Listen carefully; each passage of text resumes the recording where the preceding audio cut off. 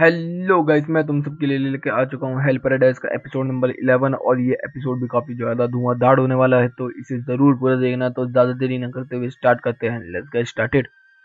तो एपिसोड का नाम होता है वीक एंड स्ट्रॉन्ग, और हमें स्टार्टिंग में एपिसोड में पिछले एपिसोड की थोड़ी सी झलकी दिखाई जाती है, जिसके अंदर आजा जो होता है वो ज़मीन पर पड़ा होता है खून खून।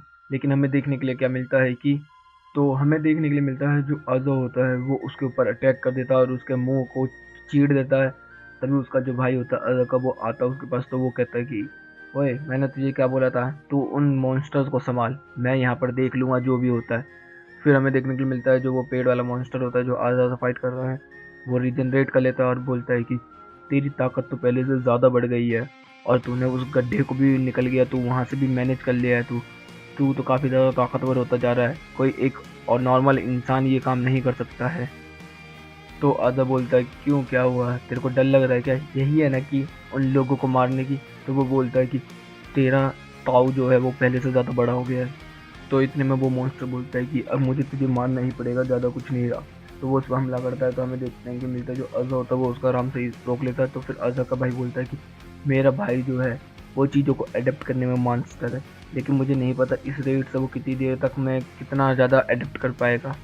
फिर वो बोलता है कि अच्छा एक और बात, अगर तू इसी तरीके से चलता रहा तो अब तो ह्यूमन भी नहीं रहेगा। तो वो बोलता है कि मुझे फ़र्क भी नहीं पड़ता है, बस मुझे फ़र्क पड़ता है तो एक ही चीज़ से। तो वो बोलता है क्या हुआ, ताकत से नहीं, मेरे भाई के लिए। फिर हमें देखने के लिए मिलता है जो अज़ा होता है और उसका भाई जो होता है उसको कुछ लोग परेशान कर रहे होते हैं और बोलते हैं कि अब तुझे बैंडीज बनेंगे, मतलब कि लाइक तुझे कांटे पीटेंगे। तो वो कहता है चल ठीक है, छोटे वाले से स्टार्ट करते हैं। तो इतने में हमें देखने के लिए मिलता है जो अज़ा होता है उठता है, अपनी आँख काट देता है, जिससे कि हमें पता चलता है कि अज़ा की आँख ऐसी क्यों है। फिर हमें देखने के लिए मिलता है कि अज़ा और उसके बीच में फाइट होने स्टार्ट हो जाती है। अज़ा काफ़ी ज़्यादा डोमिनेट कर रहा होता है और फिर वो अटैक करने वाला होता है, लेकिन अज़ा हाथ के ऊपर अपना पैर रख देता है और बोलता है कि दिखाना मुझे उनकी ताकत कैसी है, ये है उनकी ताकत। तू तो उनके सामने कुछ भी नहीं है। और मैं तो जब उससे फाइट किया था तो मेरे को तो काफ़ी ज़्यादा दिक्कत हुई थी, लेकिन हाँ अब मुझे समझ में आ गया वो लोग भी मारे जा सकते हैं। अच्छा ये है ना ताओ। और फिर उसके पेट में उसको घुसेड़ देता है अपने पंच को। फिर हमें देखने के लिए मिलता है जो वो मॉन्स्टर होता है वो मर चुका होता है शायद, और वो अज़ा बोलता है कि ओए जल्दी उठ, मेरे को तेरे से और भी सवाल करने हैं। तो इतने में उसका भाई आता है अज़ा का और बोलता है कि भाई तुम ठीक हो ना। वो कहता है हाँ, क्यों, क्या हो गया।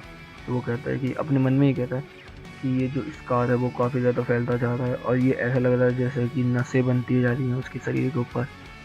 फिर सीन चेंज होता है और हमें देखने के लिए मिलता है कि गबीमारू और तामिया की तरफ सीन आ जाता है और हमें वहाँ देखने के लिए मिलता है कि वो लोग मॉन्स्टर से फाइट कर रहे होते हैं। और हमें देखने के लिए मिलता है जो तामिया का जो सिनोबी होता है, मतलब वो वहाँ पर उन मछलियों की और जो मॉन्स्टर होते हैं उनको एग्जामिनेशन कर रहा होता है। तो इतने में गबीमारू बोलता है कि तू क्या कर रहा है। वो कह रहा है कि मैं इनको चेक कर रहा हूँ कि इन लोगों की वीकनेस क्या है, वीक पॉइंट क्या है। तो वो बोलता है कि ये लोग ह्यूमन से बिल्कुल भी नहीं मिले हुए हैं, ये कुछ अजीब ही क्रीचर्स हैं, और जो ये लड़की है ये भी कुछ अलग है। तो फिर इतने इतने में काफ़ी मारू सोचने लगता है कि हाँ इसकी पावर कुछ अलग है, हम लोग क्लिप से गिरे लेकिन हम लोग जिंदा बच गए, पता नहीं कैसे। हमें देखने के लिए मिलता है वहाँ पर काफ़ी ज़्यादा फाइट हो रही थी, खुआखुआट मचा रखा होता है उन लोगों ने उन मॉन्स्टर के साथ। फिर हमें देखने के लिए मिलता है कि एक मॉन्स्टर आता है और जो मे होती है उसको उठा के अपने तरफ ले जाता है और फिर उसे बिठा के बोलता है कि मैं आप मिल गई, काफ़ी साल हो गए आपसे मिले हुए, आप वहाँ से छोड़ के चली गई थी ना होराई से, मैं चाहता हूँ कि आप फिर से वहाँ पर आ जाएं।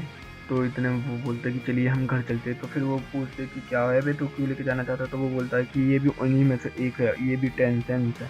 तो वो लोग समझ जाते हैं। फिर वो बोलता है कि अगर आप मदद नहीं करेंगे तो हम। तो इतने में कभी मालूम बोलता है कि अगर मैंने और कुछ इन्वॉल्व किया इसके अंदर तो मैं अपने मिशन से भटक जाऊँगा, और मेरा मिशन है। फिर एकदम ही वो वहाँ पर आता है, उसके सामने बोलता है कि क्या कर रहा है तू हुमन, तू हमारे रास्ते से हट जा। तो वो बोलता है कि नहीं मैं नहीं हटूंगा और मैं इसको रोने भी नहीं दूंगा दोबारा से, ठीक है ना।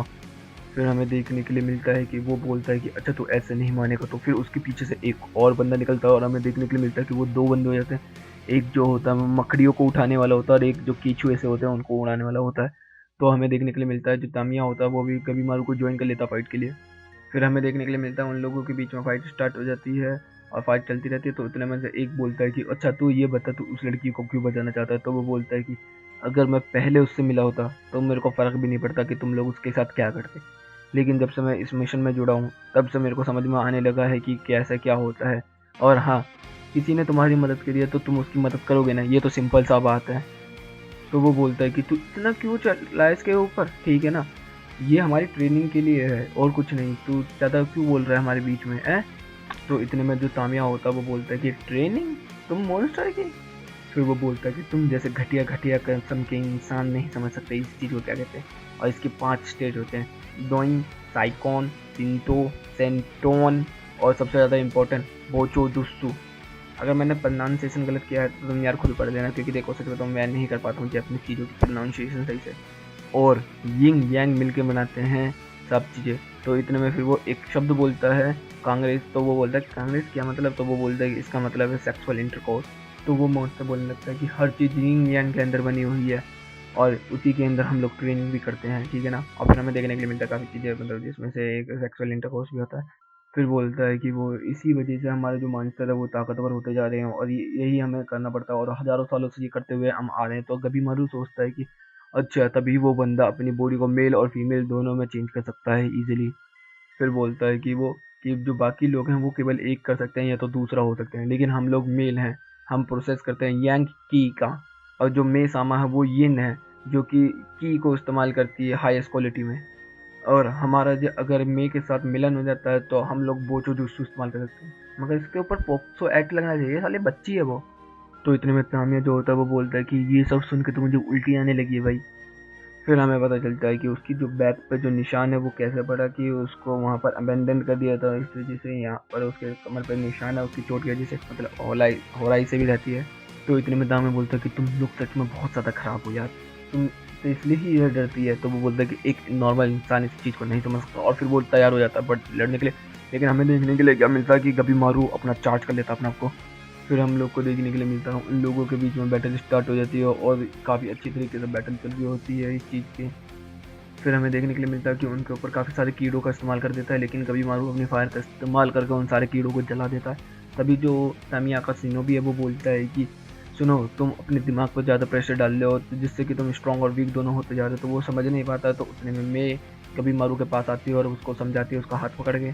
तो इतने में जो सिनोबी होता है वो बोलता है कि सुनो कभी मारू, तुम काफ़ी ताकतवर हो, लेकिन तुम्हें अपने दिमाग को कमज़ोर करना होगा थोड़ा सा, जिससे कि तुम ताओ की ताकत को रिक्वायर कर सको। फिर हमें देखने के लिए मिलता है जो मे होती है वो उसके बारे में बता रही होती है कि तुम्हें किस तरीके से करना होता है, और फिर वो अपनी एक एनर्जी से ट्रांसप्लांट करती है या फिर एनर्जी उसका अवेकन करती है, ये समझ में नहीं आता। जिसके बाद हमें देखने के लिए मिलता है जो कभी मारू होता है वो सीधा उनकी तरफ बढ़ता है और काफ़ी ताकतवर तरीके से वो हमेशा लड़ाई करता है वहाँ पर, जिसको सब लोग देख के बोलते होते कि अच्छा यही है कभी मारू द होलो का असली नेचर। हमें देखने के लिए मिलता है कि कभी मारू बहुत इजीली, मतलब अपने ताव का इस्तेमाल करके उसको प्रेशराइज करके उन लोगों को बहुत आराम से हरा देता है, जिससे कि जो वो मॉन्स्टर है उनकी भी फट के 64 हो जाती है। तो वो जो केचुए से मौका है वो बोलता है कि मेरे जैसे 3 और हैं जो ह्यूमंस के ऊपर स्पाई कर रहे हैं। फिर हमें यहाँ पर मतलब बाकी लोग दिखाए जाते हैं, सबका एक एक सीन दिखाया जाता है। फिर वो बोल रहा है कि हाँ तू राइट है। उतने में हमें देखने के लिए मिलता है जो तामिया होता है वो हमला करने के लिए तैयार होता है, लेकिन वो जो होता है जो कीड़े सा मुँह का होता है वो कभी को धोखा दे रहा होता है अपनी बातों को बता के।